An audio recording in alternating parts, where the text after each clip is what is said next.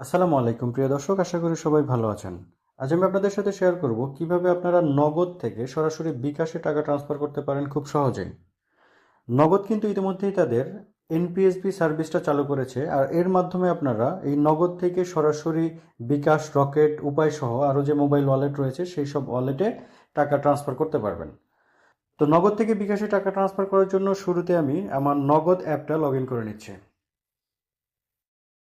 তো আমি আমার নগদ অ্যাপটা ওপেন করে নিলাম। এখানে আপনাকে একটা বিষয় খেয়াল রাখতে হবে, আপনার নগদের এই অ্যাপটা যদি আপডেট করা না থাকে সেই ক্ষেত্রে গুগল প্লে স্টোর থেকে এই অ্যাপটা আগে আপডেট করে নেবেন। তো এখন আমার বিকাশ অ্যাকাউন্টে টাকা ট্রান্সফার করার জন্য এখানে যে ট্রান্সফার মানি যে অপশনটা দেখতে পাচ্ছেন এখানে টাচ করবেন। তো আমি ট্রান্সফার মানি অপশনে টাচ করার পরে এখানে দেখুন এনপিএসবির আন্ডারে ব্যাংক অ্যাকাউন্ট এবং মোবাইল ওয়ালেট রয়েছে। জাস্ট এখান থেকে এই মোবাইল ওয়ালেট অপশনে একটা টাচ করবেন। তো মোবাইল ওয়ালেটে টাচ করার পরে এখানে আপনার বিকাশের মোবাইল নাম্বারটা দিতে হবে, অর্থাৎ আপনি বিকাশের যে নাম্বারে টাকা নিতে চান সেই নাম্বারটা এখানে দিতে হবে। তো আমি আমার বিকাশ নাম্বারটা এখানে দিয়ে দিচ্ছি। তো বিকাশ নাম্বারটা দেওয়ার পর এখান থেকে জাস্ট এই অ্যারো আইকনে একটা টাচ করবেন। তো এইখানে এসে দেখুন ওয়ালেট সিলেক্ট করতে ট্যাপ করুন, জাস্ট এই অপশনে একটা টাচ করবেন। তো এইখানে টাচ করার পরে এখানে দেখুন রকেট, উপায় এবং বিকাশ রয়েছে। জাস্ট এখান থেকে বিকাশটা সিলেক্ট করতে হবে।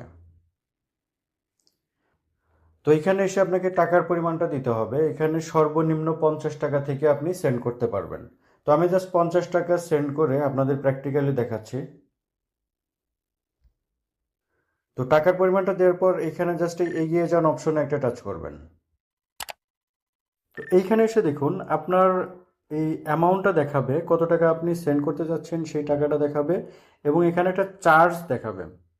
অর্থাৎ এই 50 টাকা সেন্ড করতে আপনার 37 পয়সার মতো চার্জ হবে। অর্থাৎ আপনি যদি 1000 টাকা সেন্ড করেন সেক্ষেত্রে আপনার প্রায় 8 টাকা 50 পয়সার মতো চার্জ দিতে হবে। তো এখানে রেফারেন্স হিসেবে আপনি আপনার নামটা লিখে দিবেন বা যে কোনো কিছু লিখতে পারেন।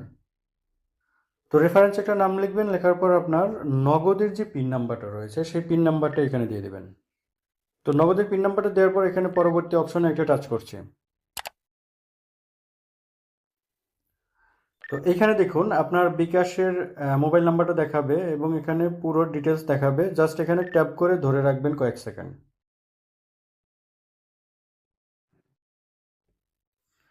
তো দেখুন এখানে প্রসেসিং হতে কয়েক সেকেন্ড টাইম লাগবে। তো এখানে এসে দেখুন এনপিএসবি ট্রান্সফার মানে সফল হয়েছে, অর্থাৎ সাকসেসফুলি আমার নগদ থেকে বিকাশে টাকাটা ট্রান্সফার হয়ে গেছে। এখন আমি জাস্ট আমার বিকাশ অ্যাপে একটু প্রবেশ করছি।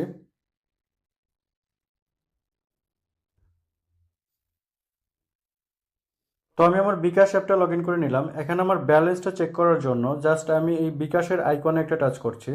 এরপর এখান থেকে এই স্টেটমেন্ট অপশনে একটা টাচ করছি। এখানে এসে দেখুন এমএফএস টু বিকাশ, অর্থাৎ নগদ থেকে আমার এই বিকাশে টাকাটা অলরেডি চলে আসছে। তো আশা করি পুরো প্রসেসটা কমপ্লিটলি বুঝতে পেরেছেন। এরপরও যদি বুঝতে কোথাও সমস্যা হয় তাহলে অবশ্যই আমাকে কমেন্ট করে জানাবেন, আর ভিডিওটা ভালো লাগলে একটা লাইক দিবেন এবং শেয়ার করবেন আপনার বন্ধুদের সাথে, এবং চ্যানেলটি সাবস্ক্রাইব করে পাশের বেল আইকনটি অন করে রাখবেন পরবর্তী আপডেট ভিডিও নোটিফিকেশন পাওয়ার জন্য। তো আজ এ পর্যন্তই, ভালো থাকবেন সবাই, আল্লাহ হাফেজ।